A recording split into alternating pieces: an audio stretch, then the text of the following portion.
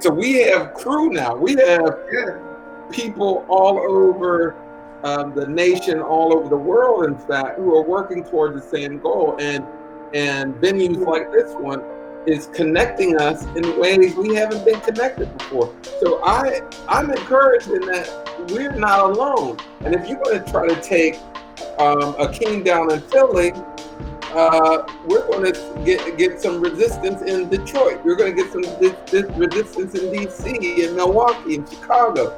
That we're a crew now, and we're not going to let that power go. and I Not at think all. This is a time of transition in America. For those of us working in city building and community development, this is a moment to be daring, to dream big, and speak the future we want into being. Our cities have talent and ideas. That's not the issue. The question is whether we will listen. We invited some great minds across cities to hear what they're thinking about their own work in this moment and how they're building what comes next. Dr. Andre Perry, a great thinker and researcher of our time on valuing Black lives and cities, and he is joining us from Washington, D.C. Dre, welcome to the Consulate. Always a pleasure to be on with you, brother. Happy to have you. And also joining us, Akeem Dixon, community developer extraordinaire working to build neighborhood business and real estate development. He is one of my brothers in this work, joining us from Philly, the city of brotherly love. Akeem, welcome to the Consulate. I am not Cornel West, but I am pleasure to be here with you today. And it's great to meet you, Andre. I'm looking forward to talking to you. Yes, yes. So I can tell y'all already gonna have the jokes flowing. Listen, the Cornell West thing. I'm here to talk to y'all, right? And about some of the amazing work that you are doing. And I want to just ground us in, where we are, sort of in first quarter of 2021. We've had a tumultuous 2020 that changed our lives as we know it. But I really want to ask you both, where do you find yourselves right now in the grand scheme of city building and building equitable cities? Keem, let's start with you.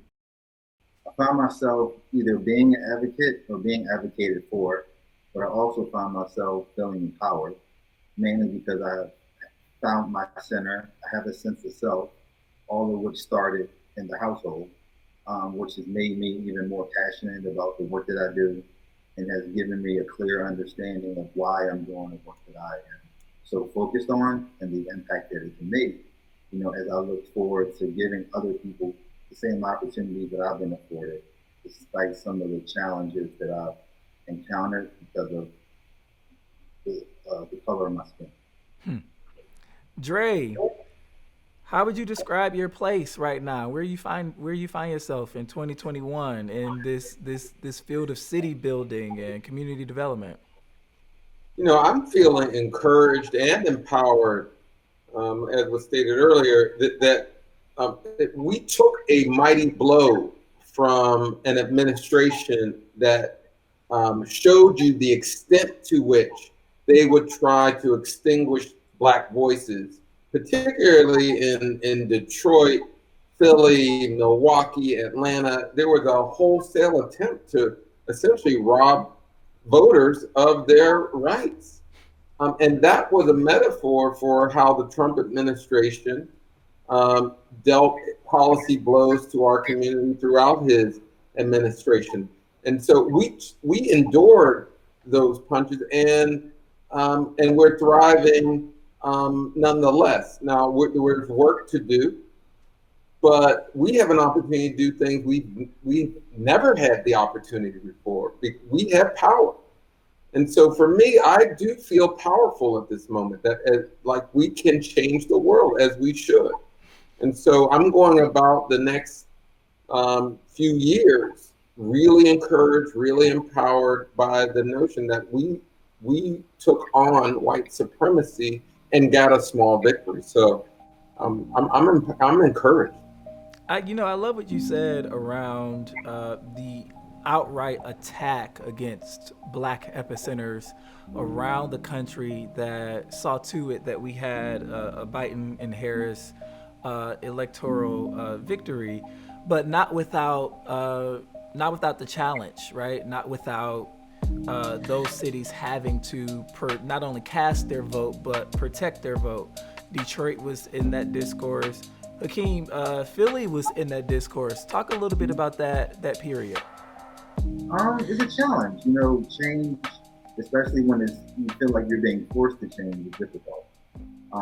So in finding your seat at the table or trying to figure out where you stand in things is always a challenge, especially in a majority minority city like Philadelphia is, and like some of the other cities that Andre mentioned previously.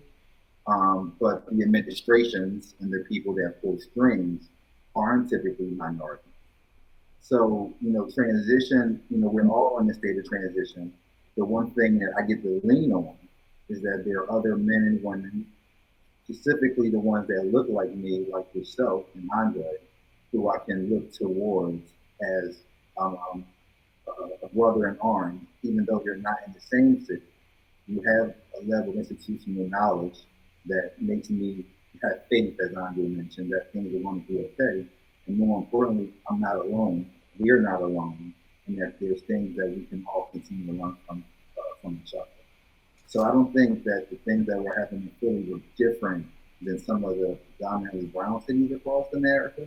And I got reminded of that as I watched the news and seeing the work that some great people are doing to continue to get me hope down. Yeah. I'm going to add on. I'm going to jump on that because Akeem brought up a critical point. He said, "We are not alone. I'm not alone." Nah. And that's exactly right. So we have crew now. We have people all over the nation, all over the world, in fact, who are working towards the same goal. And venues like this one is connecting us in ways we haven't been connected before. So I'm encouraged in that we're not alone. And if you're going to try to take Akeem down in Philly, we're going to get some resistance in Detroit. We're going to get some resistance in D.C., in Milwaukee, in Chicago. That we're a crew now, and we're not going to let that power go. And to your point, Andre, not going to let I think that it also has forced people to pick a side. Yeah, I'm really excited about that. We've been forced to pick a side since birth because of the color of our skin. There are other people that have to pick sides in their friends, in their families, in their spouses, and in the workplace. And I'm excited that now people have been forced to make a decision about issues and about challenges that typically they haven't been forced to talk in the public forum or in their lives for that. And and Akeem, what's interesting about that, it's not like there's the most of America is, or I should say, most of white America is choosing the right side of history and justice at this point. But enough are. Yeah. Enough are. Whereas before, you go to a rally, it was only us. Well, and ironically, and I think, and the ironic part is that after 4 years, people were tired of it versus 400 plus years of us being tired of it. You know what? It's always fascinating to me that people say after 4 years, oh heck no, we're not going to deal with this. Let me add this. Let me add this to the conversation because I think it's relevant in terms of the dualities that we as Black people, Black men, exist in, especially when we are doing work in community, especially when we are doing the work of preserving Black lives or preserving our economic structure, our capital, our wealth, and all of that. But also being on the receiving end of the oppression that these systems levied on us while we are growing up. And so I feel that I have a personal calling to this work. And Dre knows that, it's the experience of my grandmother that really drives my motivation to do this work and get up and do it, every single day. So I want to ask you both, do you feel a personal calling to this work? Go ahead, King. Yeah.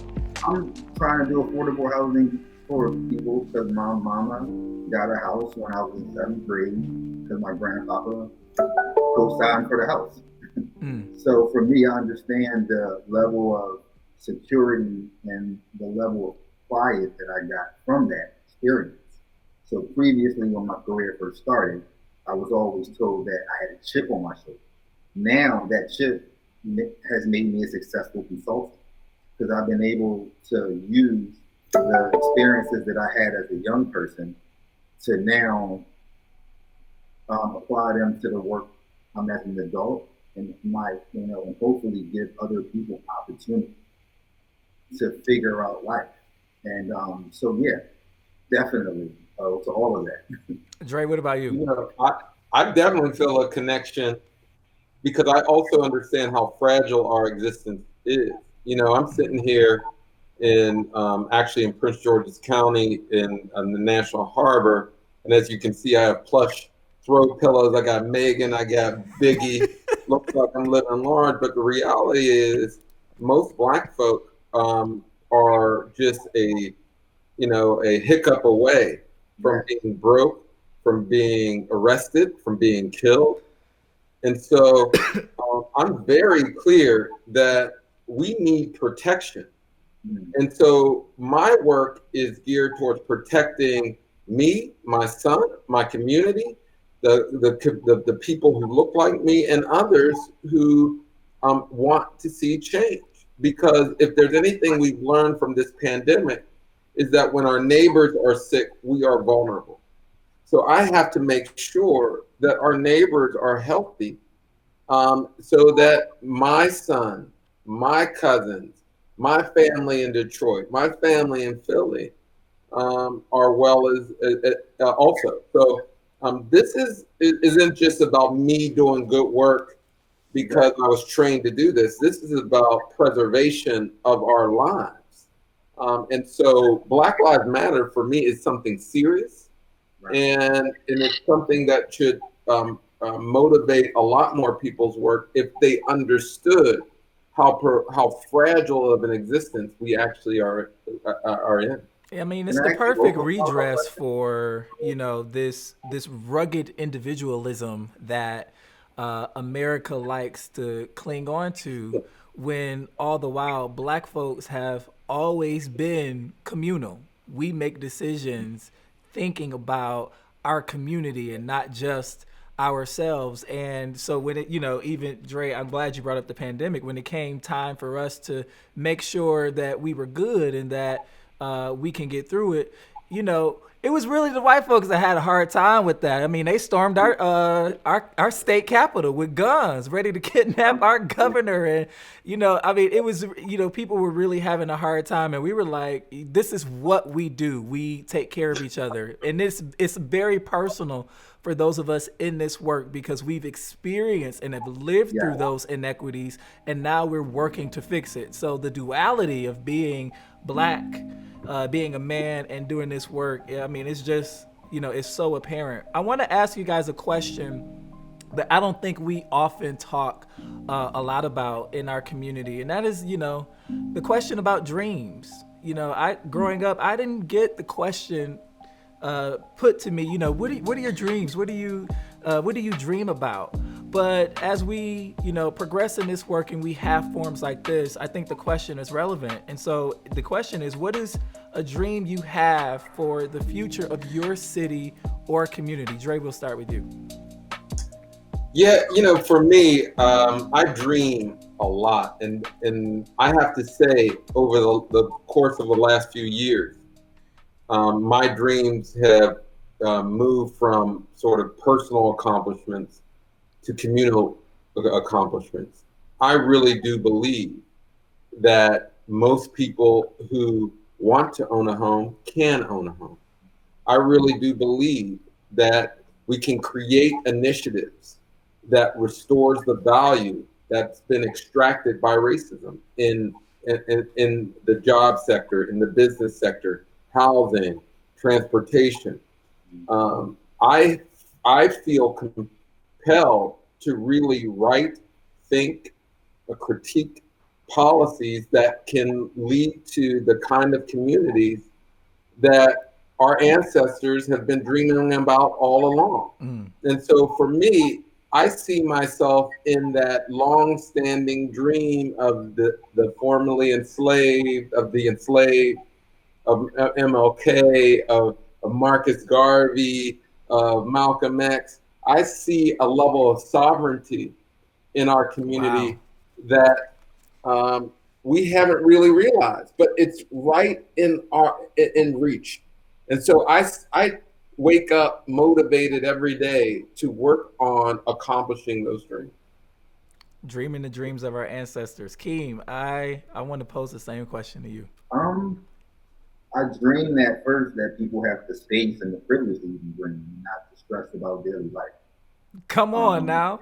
I know that, over time, I used to, me and Orlando talk about this all the time, Andre. We used to talk about just us individually. And over time, that conversation is morphed into a we all the time. Yeah. And over time, I've been humbled by the fact that when I leave a meeting, people will recognize me out of context. I still don't know what that means. Or, so I dream that people have space to dream, number one. And I also hope that they have time. I would love for young fools to become old heads. And not old heads in prison, but old heads that are free, because then you're required to, there's a certain level of expectations that are then on you and responsibility that I get excited when people that look like me are forced to own up to. And they only get that opportunity because of the time that they have on the planet. And so many young people just don't have that. So I dream of time and opportunity to figure this stuff out. Keem, I want to ask you, because I got a question for y'all too. So I know you got this your hand up to your chest, but I got some stuff for you too, because you dropping some good stuff. So I want to follow up on that. Oh man, he stays with the, Dre. Ever since I met this man, he had all the jokes. I didn't like him. I didn't think I would ever be friends with this guy, man. Andre, you're good friends when people always tell other people that when they met you, they didn't like you. Exactly. I met this guy 6 years ago. I couldn't stand him.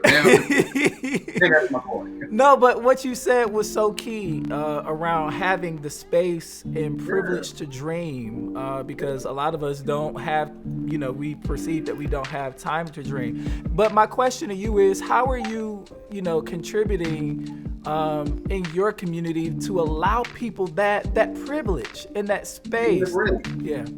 Being a bridge, being a translator, and continuously going back to the people that have the resources and getting the information so I can get it back to my people. Knowledge really is power, period. The more you know, the more you can do.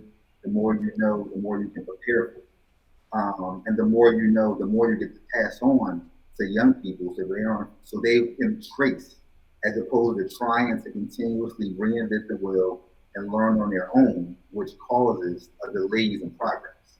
So, being a bridge to white people, being a bridge to my people, and being a bridge to organizations that have the resources at their disposal and have all the connections is something that I'm really committed to. But more importantly, and probably as important, is doing bigger projects, which is why I got involved in Develop, to make sure that I can continue to do all the things that I mentioned prior. What's interesting is when I talk to developers and community development, they're actually building community. I never lose sight of that. I'm a researcher, and my job is more to provide the analytics, the research, so that communities and organizations can use it to the betterment of their endeavors. But community development individuals or professionals, they're really building community. And it's important that Akeem and Orlando and others like you understand that it's okay to build a better Black community, that we don't have to scrub Blackness in order to build community. Yeah. And so what I love about your work and Orlando and and others is that you're essentially scrubbing the racism out of the policy so that you can actually see and actualize the communities we deserve. And you're giving me the tools to do that, Andre. And I've learned that me saying that something is happening, me showing somebody that something is one thing. Having research, having data to back up not only that it's happening now, but also the impact that it's had over time is what ultimately leads to impactful change. And it also leads to changes in policy.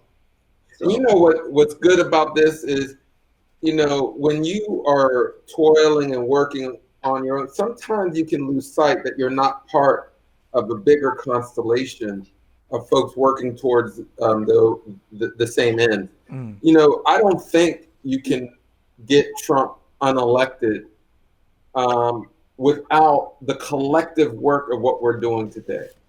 I don't think you can see the kind of progress that we've made without truly accounting for the range of people and organizations that are really working together. And so for me, it's important. Family is important to me.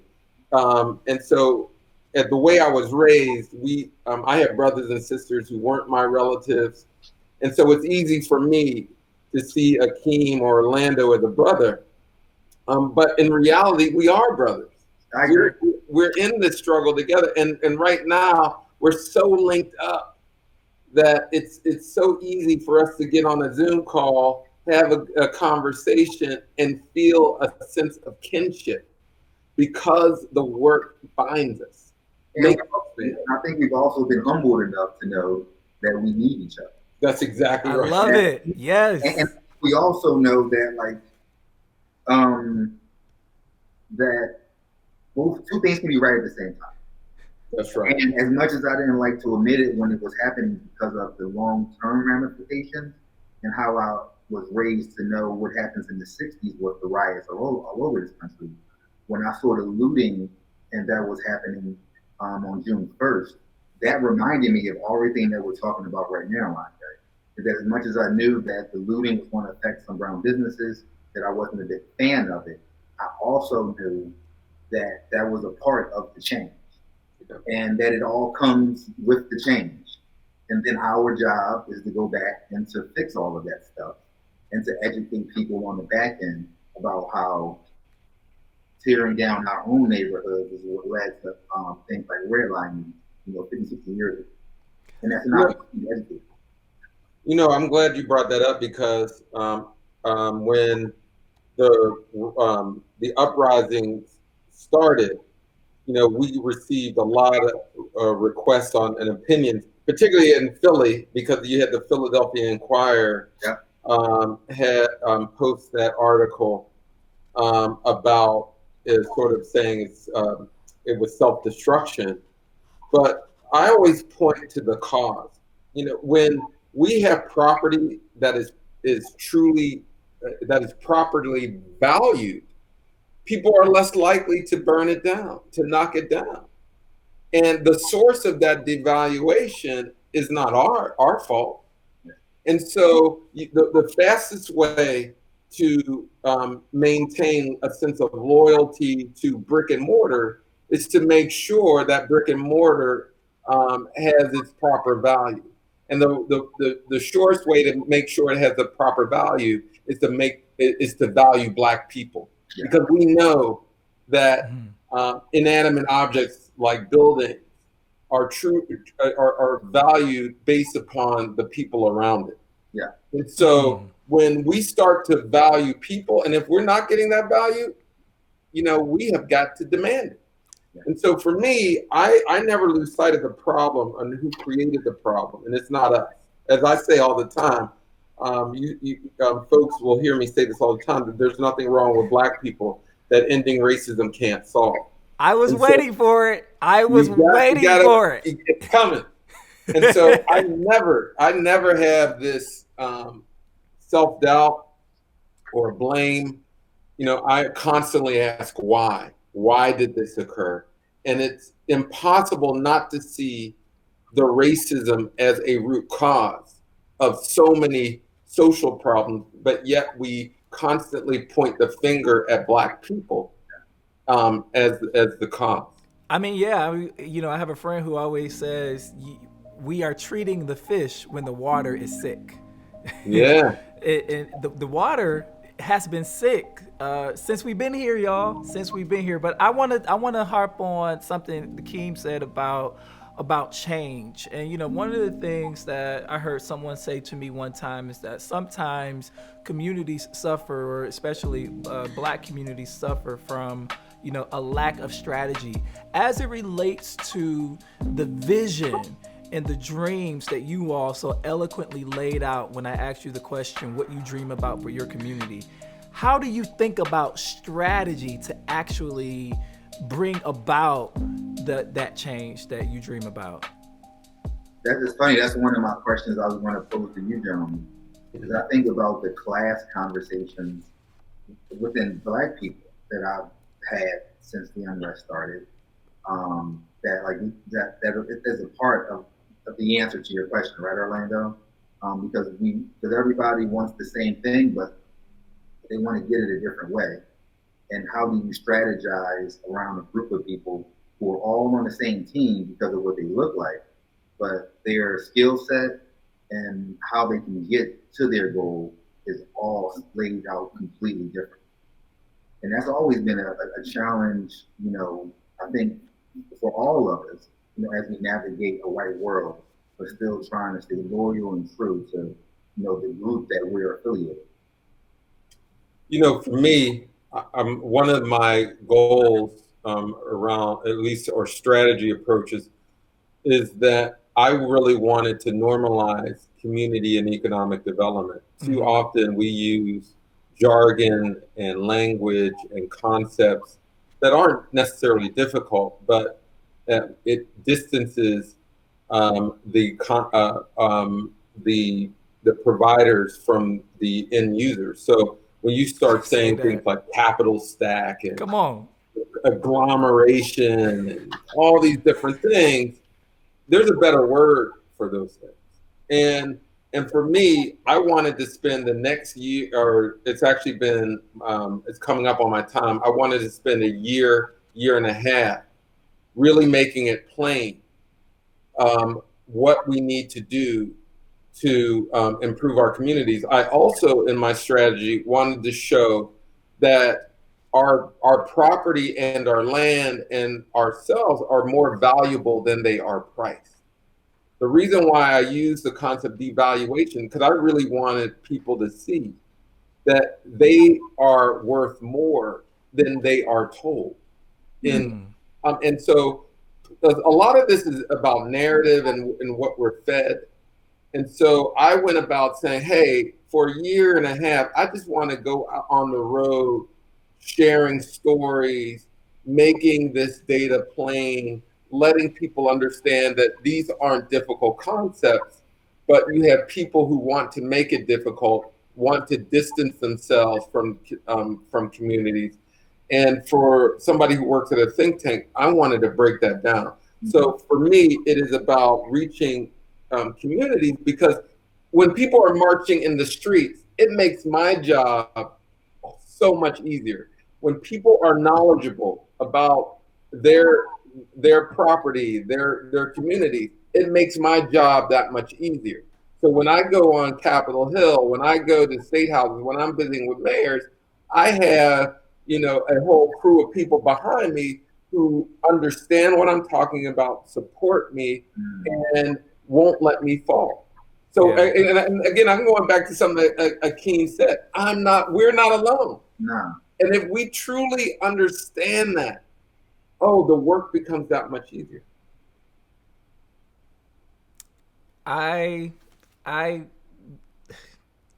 agree with everything that you all said, especially this, and this is something that I'm really passionate about. This language piece, this narrative piece, particularly in how we have internalized, without even knowing it, uh, white supremacy and have internalized the messages of inferiority that they have been feeding us for decades. I'll call it one of the most popular PR campaigns in the world, right?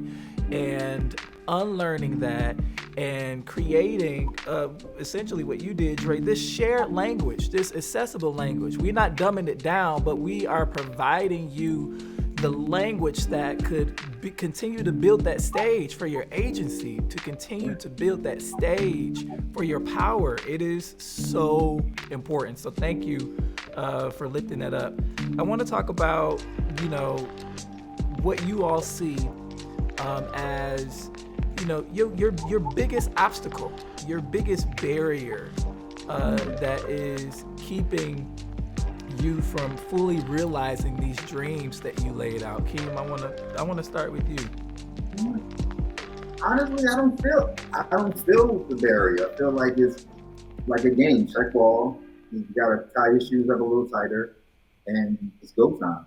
I feel like over time, because of family, the word that Andre and you both use, Orlando, because of dreaming, of my ability to dream and never stop dreaming.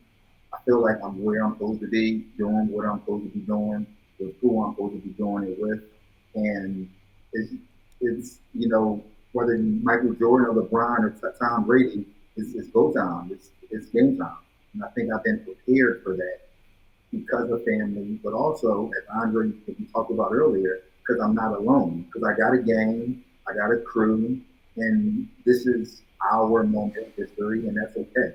And not being okay is okay. And it's not always going to be, smooth sailing. But I read enough books as a kid. I went to school enough to know that, this is what everybody else went through in their journey in this country. And I'm just happy to be a part of it with great people. Dre, do you feel any barriers? The main, I was going to say time. Mm. But when you truly understand that you have a crew, then you can lean on that crew to get a lot of the work done in the time allotted. We all have families, we have people to look out for that aren't necessarily tied to our work. And so it's incumbent upon us to find ways to work with others to get the job done so that we can have quality time in community. I mean, I don't want to work for community and deny myself that community I'm trying to create. And so for me, it's also about understanding the resources you have so you can manage time well and get the job done. Orlando, Yeah. I added a mini challenge. It will be patience. That I think that we all see what this place could be and what it should be. Some of us grew up in environments where we were always given a sense of self and direction. So what started on June 1st didn't start on June 1st, started years ago. So being patient to see that through and know that the changes are happening and that the work leads to the changes, I think that would be like the only thing that gives me a little pause. But that's just more ego and more being excited about the work that Andre is doing and you're doing because you see where it can turn. Dre brought up, this affinity toward connecting with folks who are actually building cities and lending his research and, policy advocacy to folks who are building cities like you, Akeem. And so let me ask you this question. What do you wish more people understood about building equitable cities? That just like if you want to hire something from a black person, wouldn't you put they always say you put it in the book, right? Yeah. Now, as I progress in economic development, I feel like we have it in the paperwork. So, as much as we all have to dream and have lofty goals and expectations, there's also a foundation that needs to be set with your business. And doing good business starts with you being set up to do business. So, some of the simplest forms of challenges stem to like not having your taxes done, not having an accountant, some of the foundational things that get overlooked when you don't have time to dream and have free time get lost. So oftentimes I work with brown people to deploy PA COVID grants. I've been blessed that my company's helped more than 300 businesses get access to grant funding. But the vast majority of brown people that have a hurdle is based off of, foundational items or like the fundamentals of this business. So I think that's the thing. Those are the things that I will harp on you. Dre, I want to ask you the same question. I know you probably don't see yourself as a city builder, but what the work that you do allows us to build cities in an informed and educated way. What do you wish more people knew and understood about building equitable cities? I want to answer from a different perspective. I wish more people knew how policy often makes life difficult when it comes to building cities. Akeem and you, Orlando, you're doing this work sometimes facing large bureaucratic barriers when you don't necessarily have to. One of the things that I'm looking forward to is Biden just released a bunch of executive orders. One of the executive orders was around equity. We do need a scoring system, if you will, that measures whether a policy or federal program, is actually going to make life better for Black and brown people. I love that. Is that the next book? Yeah, well, it's actually I actually have a article out right now. Me and Derek Hamilton and I penned an op-ed on the Brookings site that explains this. But we're saying, hey, let's look at the way policy is constructed and implemented, because that's how these inequitable systems are created. I mean, actually, there's lots of policies on its face. You think, oh, nothing's bad with this policy, but the way it's implemented when it hits the ground, it's horrible for community developers and economic developers in terms of making equity work. So we need a scoring system so that can tell us immediately, hey, this transportation initiative is hurting Black lives. This banking initiative is hurting Black lives. And so for me, it's about creating new systems, and not so that we don't always have to adjust to bad systems. Yeah. So that's where, what I want to do moving forward. I love it. So, 2020 has been a year. We're in 2021, and I can't stress enough that, everybody was learning last year. And hopefully now with that learning, folks are figuring out how to apply that learning. And so I want to ask you guys who know everything already. Just a joke. Just look at Akeem shaking his head. Let me ask you, Akeem, what have you learned within the last year, Akeem, and how are you applying that learning? I learned that, and I think Andre will appreciate this, I learned that the more I talk to foundations and CDFIs about preserving Black heritage, preserving Black spaces, providing affordable housing, that the first conversation is community engagement conversation, the second conversation is warm and fuzzy, but the third conversation is just like any other transaction around real estate. And it's about numbers. And it goes back to research, which is why I was so excited to talk to Andre today. And it's about data. And it's less about feelings and emotion, which is typically what Black people lean on, and how watch out now. How we engage people, get to know people, and like the system tends to use that against us. And now at this part of my career, when I'm in that room trying to get the resource, the conversation isn't around the community engagement or the block captain. It's about how much debt this building can service. And it's about what tenant is going to pay for rent. So, those are the type of like the issues or like the challenges that I'm like most fascinated about and like deal with now, which is why I'm so excited to talk to Andre and talk to you about economics. I feel like we start that conversation so late in our household, in our communities. We normally start with the, get to know you and trust you part of the conversations versus like the money part of the conversation. What a dope lesson. What about you, Mm. Dre? What You have you know, learned? I'm learning. I'll say two things. One, I'm learning how resilient Black people are. This goes back to an earlier point. You know, after 3 weeks of being socially distanced, you saw many white business owners demand a federal response, federal repair. And sometimes I would look at them in the eye and go, after hearing some comments, I would say, well, try being socially distanced for generations.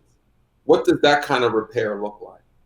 And by the way, for those who don't agree with reparations, check how people act when a pandemic or a storm hits their lives.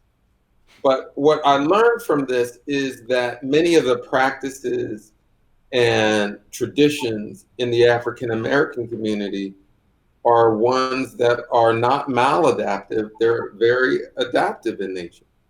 And so, if we can get rid of the policies and practices, um, we're going to be okay. The racist policies and practices, we're going to be okay. The way we are raised, the way what we learn, those are not problematic. You know, and so for me, it's about correcting the policies. Mm. But I'm encouraged by how we have endured. Now, I also am worried because so many of us are dying at a high rate, Yeah. and that has to change. We've got to change. And but one other this practical thing, you know, almost every day I learn more about history and economics. And there's always a book on economics I'm reading or a book on history I'm reading. We cannot get enough learning about about Reconstruction. We need it. Yes. Yes. And we need to know the story. We need to know the narrative. We need to know what we've been working towards. And so I'm every day I'm learning, reading, writing on these things, not as a not as a voice or a person of authority, but as a humble learner. Yeah. And so every day I'm picking up an article, a book, and just going through it. I And love it. to that point, Andre, to learn that this isn't the first time that somebody that was in our shoes going through this, which is also like to that family dynamic we talked about and not being alone is a very refreshing and it's a very refreshing and comforting feeling to know that you're living in the same shoes and boots as the person before you that you idolize that went through the same struggle. And that we're good enough to figure all this stuff out. I think through all of this, you know, when unrest happened, then the next day was just Friday. It was just Fridays for us if you were black. It wasn't the sky wasn't falling. This is Right. another in the long list of things that we're going to work through and that we're going to create something amazing from it, and that, you know, better days are ahead because the things that we thought that we needed most, we already had. The things that we need to bring into society, and that's changing policy and get rid of white supremacy, we're more than capable of doing. What I want to give you guys a parting question, and I want you guys to answer it as with as much brevity as possible. You two are talented, so I know that you're able to do so. Um, what's giving you hope, Dre? Oh man, um, Black women and electoral politics, doing it up. I mean, really getting our back, and so they give me hope every single day. Love it, King. What's giving you older hope? black older black men and women that when I complain about things or I'm frustrated, they tell me about their week. And their week, depending, especially the ones at the highest of levels of this profession, dwarf my problems. So it reminds me that the things that I'm going through aren't challenges. It's just what it is. And that, once again, I'm more than capable of dealing with it because I have the support system necessary to tell me it's going to be okay, tell me to work through it, and also tell me it is what it is, my man. Get into the game. Akeem Dixon out of Philadelphia, Dr. Andre Perry out of DC. Thank you so much for joining the Consulate.